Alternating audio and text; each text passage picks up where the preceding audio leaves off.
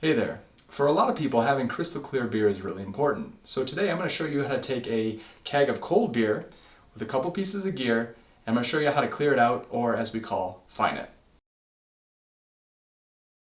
It's important to bring the water to boil before use. This serves two functions, to sanitize and to deaerate. Allow the water to cool to 150 F or 65 C.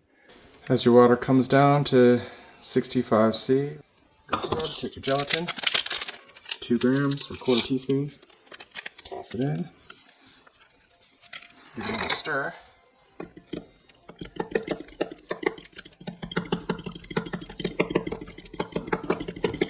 After you're done stirring, set a timer for 10 minutes. 10 minutes, counting down. Since I'm only adding gelatin to the keg, I'm going to use a small 8 ounce or 200 milliliter PET bottle. If you're making a hop tea, you could go 12, 16, or 24 ounces, and that's no problem. But since we're filling it up to the brim, we need to fill it up to the brim. Something like 2 liters or 3 liters is kind of out of the equation, because at the end of the day, you're just diluting your beer. Pour your cooled gelatin solution into a sanitized PET bottle, filling it all the way up to the brim.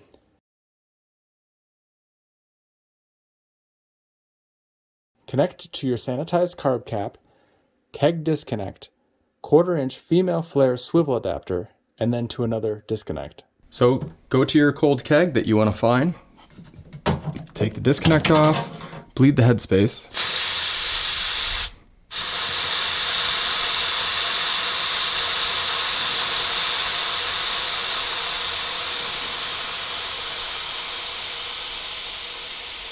Once the headspace is bled, take your disconnect with the swivel in there.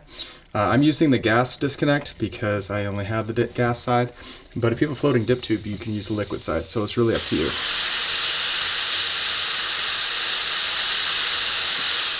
Okay, connect here, connect your liquid solution there,